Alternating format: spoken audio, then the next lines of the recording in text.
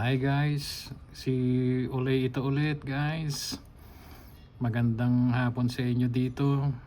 Sana lagi kayo nasa mabuting kalagayan dyan guys. Guys, nandito ako ngayon sa isa sa mga pinagdutihan ko na facility guys.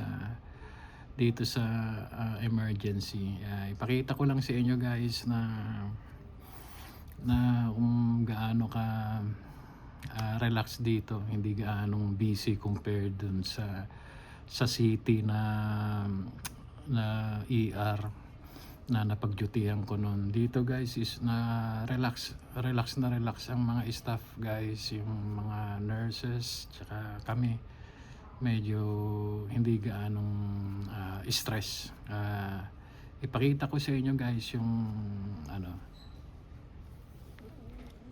yung pinaka facility rito.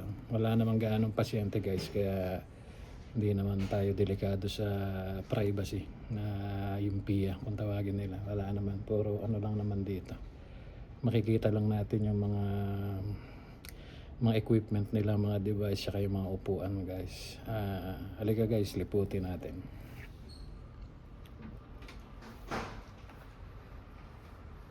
Ito guys yung pinaka-stop po namin dito. Tapos ito guys yung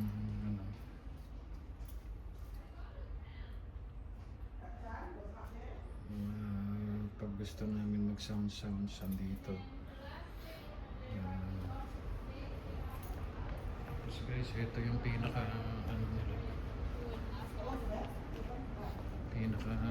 emergency department nila guys. Ito walang ano kasi pasyente guys. Meron kanina guys mga 2 o 3 lang, pero umalis na rin.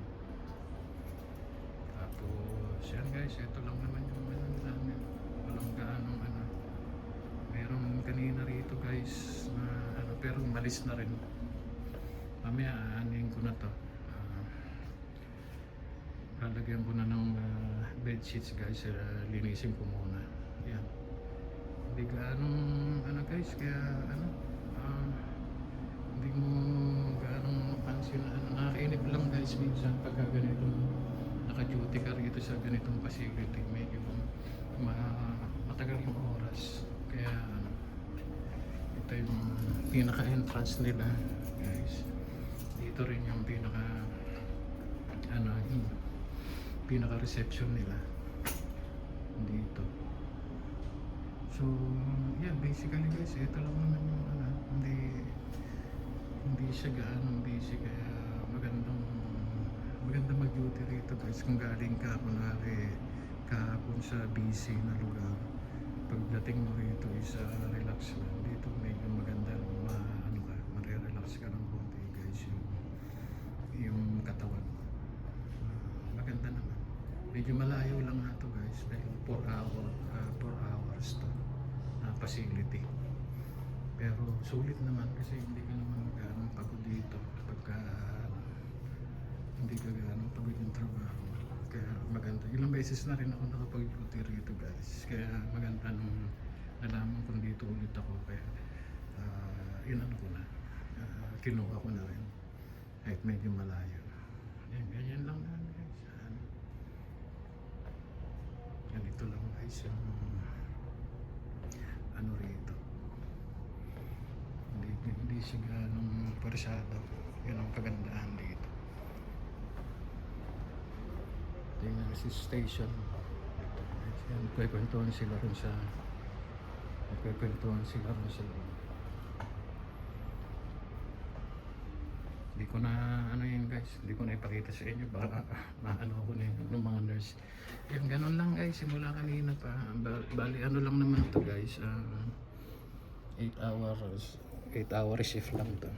8 hours lang ako rito. Mamaya na rin ako, magpapaalam na rin ako.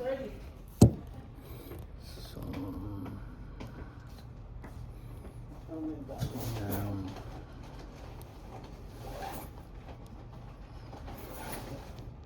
you love a woman, Yun lang guys ang ano rito.